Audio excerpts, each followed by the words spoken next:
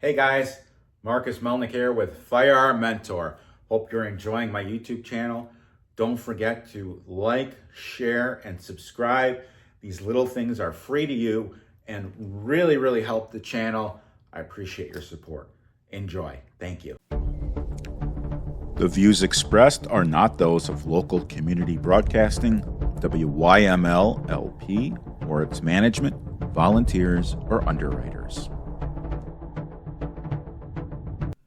Greetings and welcome to the Personal Safety Show. This is Marcus Melnick from Firearm Mentor and Stress to Logic, your host.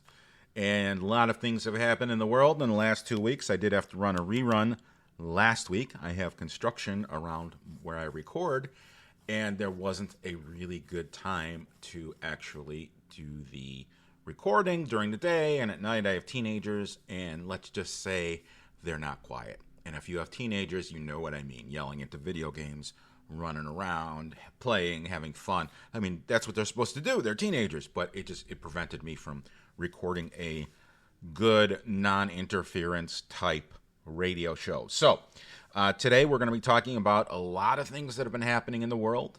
We're going to start by talking about Jewish people, and I'm one of them, so I'm allowed to talk about them. 2 weeks ago, I went to the Jewish Festival, which is held in Niles and Morton Grove every other year. It was suspended for a couple years because of the war in Gaza, and there were security concerns. So here we go. I go to the thing. Oh my God, there were more police there than regular people. It was great, and I knew some of them. So we had a great time. It was very well secured, fenced in. I mean, I felt very secure, and I majored in worrying in college. Just kidding. I majored in criminal justice in college. But it was a fantastic event. Very well run with security. The negative to the event, and you guys are going to laugh, and that's fine if you laugh, is my head's on a swivel. And we're going to talk about that. We're going to talk about situational awareness in a little bit. But I'm constantly in what they call condition yellow. I'm looking around like driving defensively or looking for that ball that's going to roll into the street. And that's what I do as far as security and safety goes. I'm always looking around. I know my exits. You should know your exits as well. So my wife and I are going to be pulling into the driveway, and we hear shouting and yelling. And I'm saying, oh no, there's a counter protest. And I'm looking around. I don't see anything. Well, it turns out that the parking attendants were shouting at each other because that's how they communicated. They weren't yelling. It wasn't a fight or anything. But they were communicating on where to park cars, aisle 4, aisle 5. And I couldn't quite make it out further away, but I definitely was looking for a counter protest to avoid. And that's the whole thing. When you take a class from me, the big lesson is avoid the danger. Look, we know what's been happening in Colorado with the guy with the flamethrower, in Washington, D.C., guy yelling Free Palestine as he assassinated 2 Israeli embassy staffers. And then you have CNN coming on saying, we don't really understand the motive. The dude yelled Free Palestine. They were Jewish. Figure it out, dudes. So I don't know what that's all about. But please be situationally aware. And there's multiple levels. Jeff Cooper was one of the modern gunfighter fathers for training, and he came up with a color coding system. Condition white is when someone is unaware of any danger, they're oblivious to their surroundings, or they're daydreaming. And we are human. Big tough guy Marcus, never in condition white. No, I'm in condition white sometimes. And I'll tell you exactly when I figure out I'm in condition white. I figure it out, then I teach about it, and then I'm not in condition white in that scenario. So I, just before recording, went to the grocery store. Holy Moses. The entire store was condition white. I don't know if this was, I was the youngest one there. I'll just put it that way. And just totally unaware of where carts are parked, how people just walk in front of you and stop and then kind of shuffle their feet and look around and have no clue what's going on. When I'm in condition white, it's a couple of scenarios. First of all, have you ever tried to open a stubborn produce bag and your fingers are rubbing together and you're rubbing and you're rubbing and you're rubbing and you're rubbing and the bag's not coming apart? Well, after the pandemic, this grosses me out. I'm going to tell you, I saw this today. Woman had the same problem, older woman, and she licks her fingers and then opens the bag. And I'm like, you gotta be freaking kidding me. You just licked your fingers. Now you're touching off. That's why we wash our food. That's why we wash our fruit.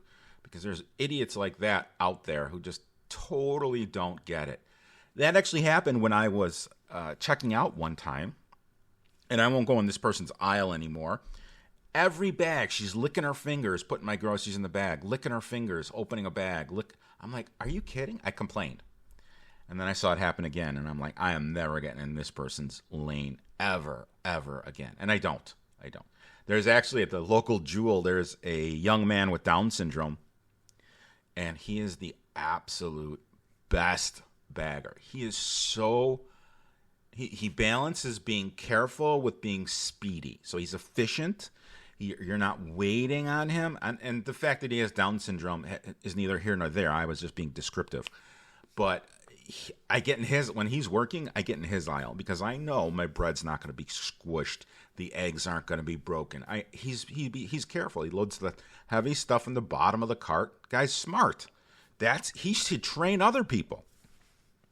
So yeah, licking your fingers when you open a produce bag. Don't lick your fingers. There's a germ thing going on. Maybe I'm a germaphobe. Not maybe. I am a germaphobe, but please don't do that. It's kind of gross. How do you do it then? Well, a lot of the vegetables and fruits are either in water, like asparagus is in a tray with water so it doesn't dry out. Dip your finger in the water. The peppers get sprayed. Get a little moisture on your finger, not from your tongue. And then do it, and it gives you purchase on the bags. So that's one time where I'm in condition white. Also, if you're ever at a self-checkout and you haven't been trained on the machine, that's kind of a joke there, and you're struggling and it's frustrating, you're going to be hyper-focused on that machine and not be aware of your surroundings. I'll give you one other example. Third example, and I discovered this when I was speaking at a police conference in Montgomery, Alabama. I got off the plane, I go to the luggage carousel, and I'm waiting for the luggage to come around, like normal, like everyone does, whoever takes a flight. And I realized something. I was so focused on watching that conveyor belt that I was not aware of my surroundings, and I would have been a very good victim for a pickpocket. So what do I do today? Well, I will stand in front of a pillar or a wall. And that way, if I do become hyper-focused, and sometimes it's involuntary. It's subconscious. You don't even know you're doing it. That way, no one can sneak up on me. So with that said, I will give you two other pieces of information. The last time I flew, there was a person, and she was looking for her luggage. She fell on the conveyor belt. Don't worry. She came around. Pause for effect. That was funny.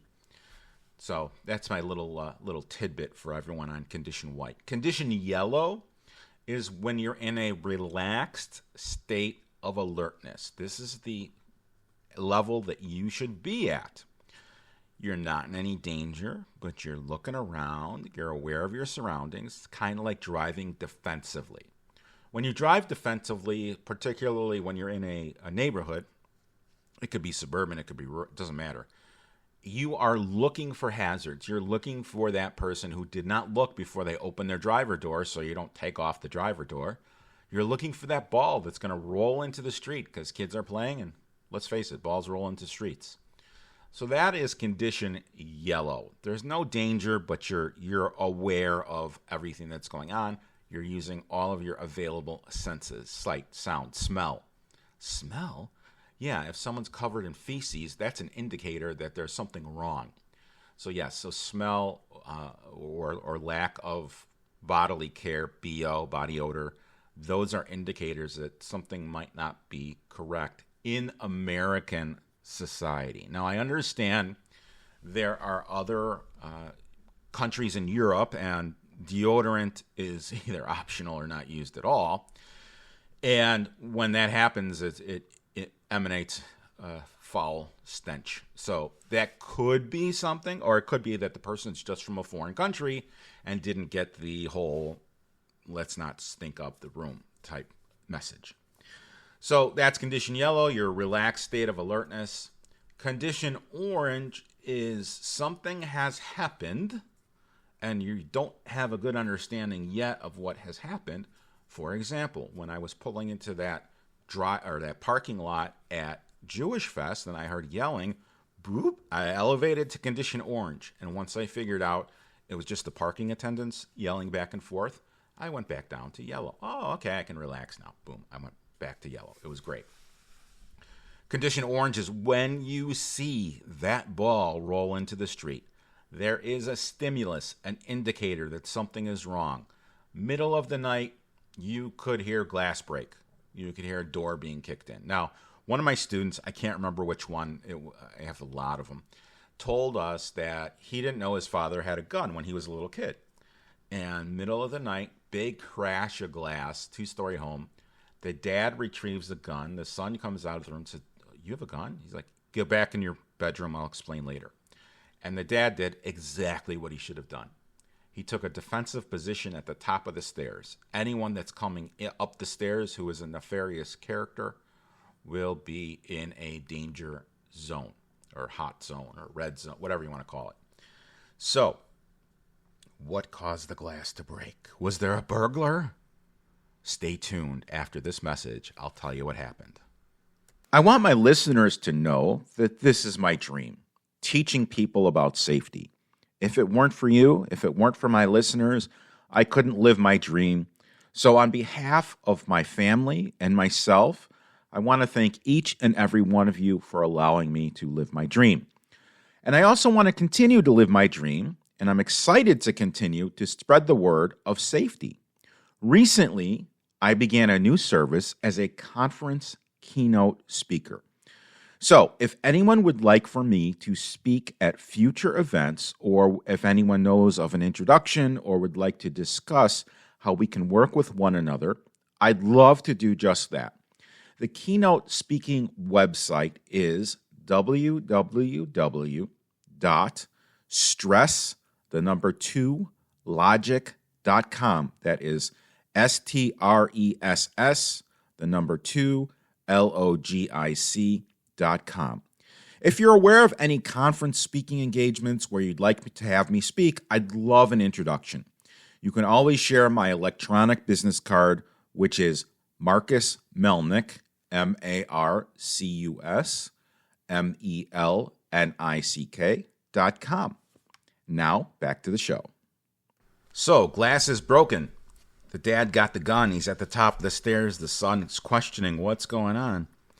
Nothing happened. No other noise happened. And eventually, after a period of time, the father went downstairs to check things out, and their cat had knocked over something that was glass that shattered. So, acting with a stimulus, the guy was not in any danger. He was in elevated status. So what he did was he got his firearm and waited, which was the right thing to do. If it was a burglar, they can leave. They can take whatever you want on the first floor. But if they come up to harm the family, then the father was in between the family and the potential, because it didn't exist, potential bad guy or offender. So that is condition orange. Condition red is when you are in a position where you need to take action. Fight or flight kicks in. It doesn't even need to be a self-defense incident. It is a self-defense incident. That's when you take out your firearm and you're involved in an incident where someone else has the ability and the desire to take your life or at least put you in the hospital. We don't want that to happen. That is condition red. Now, in terms of defensive driving, condition red is you actually see the person, whether it's a child or an adult, even a dog could run in the street. That's when you see the stimulus. And holy cow, you take action, you slam on your brakes. Now, you probably should slow down and slam on your brakes when you're in condition orange in this case, because if a ball rolls in the street, chances are somebody's going to be chasing it. The last time that happened to me was last summer. I was in South Haven, Michigan, one of my favorite places in the world. And there's a little bit of a winding street, goes along the North Beach. It's gorgeous. There's a pier, there's boats. I mean, it's pristine. It's beautiful. But along this little winding roadway, there's a ton of beachfront cottages. Again, gorgeous. You can rent them out. They're beautiful. And I saw a ball roll in the street. Well, immediately I stopped, and you know what ran after the ball? The father, not the kid. And the father was not looking. So I was like, oh, good thing I slowed down and stopped. So those are the color codes of mental awareness. How does this affect Judaism? Well, if you look back at the scenario in Washington, D.C., where the two Jewish Israeli staffers got murdered, they may or may not have been aware of their surroundings. In fact, according to the reports that I've read, a lot of people saw the offender pacing and nobody said anything. Security might have seen them pacing, I don't know, but they were in view of the security desk. Now, it depends. Was the security officer, and when I say head down, I don't mean unprofessionally. I mean, was their head down looking at the security cameras? Because there's a lot of ground to cover. This is not being critical of any security that has been provided or law enforcement. But it's very important for people to understand that self-rescue is heroic. I'm going to repeat that. That's one of my mottos. Self-rescue is heroic. What have we seen in the pandemic when there were George Floyd riots, recently LA riots, back in the day when there were LA riots? And I'm going to talk about that in a minute. Something very interesting happened in the news. Well, the police retreated. They couldn't handle the number of people. They couldn't keep the peace. And it was up to individuals to actually defend themselves, put out their fires, hope that there's not a criminal attack. Back in the mid-1990s, when we had the LA riots following the Rodney King beating or LAPD incident, and I would encourage, I know it was a long time ago, but I would encourage people to really look at the entire video. This guy was not a upstanding citizen. Now, that doesn't mean he deserved to have his butt beat, because he didn't. That was way excessive. However, it actually changed law enforcement. Courses were introduced into academies where if somebody is acting in a egregious manner, meaning a police officer is overstepping, the other cops are supposed to stop him. The other cops are supposed to say, hey, wait a minute, calm down, let's take you out of the situation. So back to the 92 LA riots, there was a phenomenon where Korean store owners wanted to protect their property and protect themselves, and they took their equivalent to AR-15s, which was made by Daewoo, which is a Korean company, onto the roofs, and you can get patches these days. They were known as the, quote, rooftop Koreans, and they fended off riots. They fended off violence.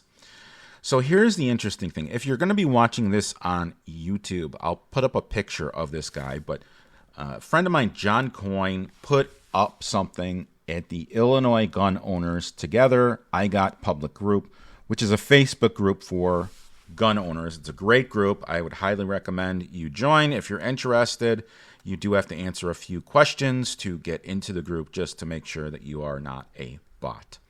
So this is what he posted. And he reposted something, so it's not original, but I thank him for bringing it to my attention. This is what it says. During the 1992 LA riots, a young Korean man in a red polo was photographed on the roof of his father's shop in Koreatown with a Daewoo rifle, helping to protect his community from looters and rioters. The picture is immortalized him as one of the famous, quote, roof Koreans, end quote, who have since become a symbol of standing up for your community and protecting your family and neighbors when society is violently collapsing all around you.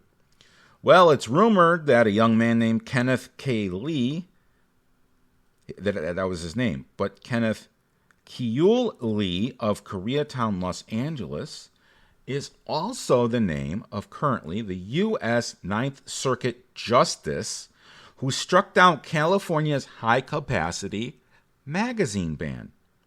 Numerous press articles mention that he witnessed the LA riots firsthand as a young man.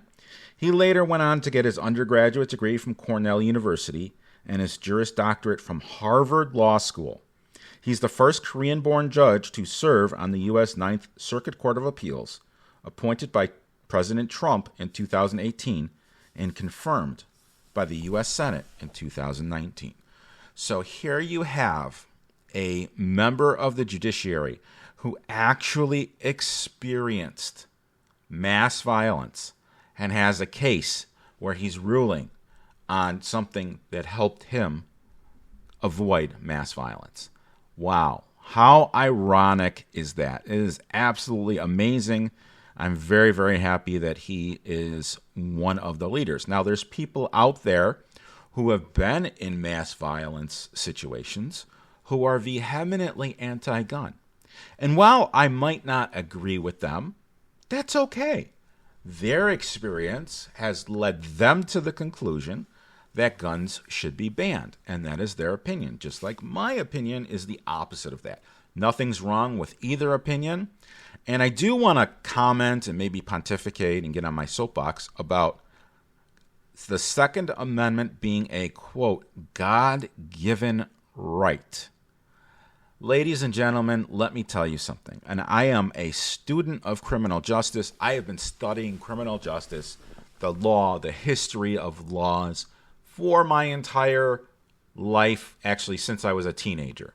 Very interested in it. The Second Amendment is not a God-given right. The right to self-defense is a God-given right. Says so in the Old Testament, says so in the New Testament. It also says that when there's no war, you should beat your swords into plowshares. Now, I get it. Time of peace, you don't need weapons. But we live in a volatile world. So if the bad guys are going to have weapons, I want to have weapons too, and knowledge to avoid the trouble from the bad guys. So, with that said, the Second Amendment is a restriction on government enacting anti-gun laws. A lot of good it's done us. Now, I read some very interesting things. A lot of states will, and even local jurisdictions, will enact firearm restrictions, which the Second Amendment says you can't. No Supreme Court has actually come out and said all of these laws are an infringement, although that is the attitude, that is the thought within the firearms community. It's very interesting how these people just defile the Constitution. Now, if you look back, I'm talking strictly Constitution, freedom of speech. You had the Nazis going to march in Skokie in the late 70s. I was there, although I was in a stroller. And you had a court rule with the ACLU saying, no, that's free speech. They can do it. And there's a great movie called Skokie. It explains exactly what has happened. I worked with some of the people that were there. Very interesting thing. It is freedom of speech. I don't agree that the Nazis should have had freedom of speech. But again, that is my personal opinion. That is not the legal opinion. The legal opinion is free speech exists. The legal opinion is the Second Amendment should not be restricted. The individual believes that, yeah, we should get rid of guns is just that, an individual belief. And the trouble is there's so many of these, quote, influencers, and I'm an influencer, although I'm a legitimate influencer and I stick to one topic, get on these platforms, TikTok and Instagram, and they give their opinions, and unfortunately, a lot of society is addicted to TikTok. I am one of the addicts. Hi, my name is Marcus, and I am a TikTok addict. And when I post on TikTok, it's just funny stuff. I'll make jokes. I'll do a scenario. I'll do something fun or funny. That's all I use it for. I'm probably going to have it be a platform for my business at some point in the future when I have a couple brain cells to rub together. But for me, TikTok is entertaining. For some people, TikTok, Facebook, all sorts of social media is news source. So we will hear these things on TikTok, and what I end up doing is I will verify it. There have been some really weird things out there on TikTok and conspiracy theories that just don't exist. But for example, the Ayatollah was killed in the first bombing raid. Well, no, I don't think so. He may have recently been killed. I don't know yet, but the Israelis are continuing their attack. The funny thing is the Saudi Arabians are also intercepting missiles that are fired, and they are supporting Israel. Very interesting. Typically, Jews and Arabs historically did not get along. And nobody knows, it's Israel is this colonizing state, and that's why the Arabs don't like them, and Palestine's been around. No, guys, look. Israel is the ancestral aboriginal homeland of Jewish people. Palestine was the name that the Romans gave to make Israelis feel less important. There was the Palestinian Mandate. There was money printed that said Palestine on it, but it was the Palestinian territory of Israel. It's always been Israel. It always will be Israel. So why is there this conflict? It's because Abraham, back in the Old Testament, had two wives. He had Sarah and he had Hagar. Sarah had a son, Isaac. Hagar had a son, Ishmael. And Sarah was very jealous, so she said to Abraham, you need to get rid of them. And he kicked Hagar and his son Ishmael out. And God promised them a strong nation. Now, that did happen. It became the Muslim religion. It is a very strong, very powerful religion. But we couldn't get over the family conflict. So the funny thing is in Israel, when a Jewish person sees an Arab, they say, oh, look, it's your cousin. And there's humor in that, but we are all related. We're all related. This is a family fight, and nobody gets that. They just think it's apartheid, which it certainly isn't. So I hope you're enjoying this episode. This is our 100th episode. I've done this 99 times before, which is awesome. I'm so proud of this being our 100th episode. I'm just as proud of that as when I lost 100 pounds. That's a different story for a different day. Stay tuned, because when we come back, we'll be talking more about safety. Hang on, people. We'll be right back. The views expressed are not those of local community broadcasting, WYML LP, or its management, volunteers, or underwriters.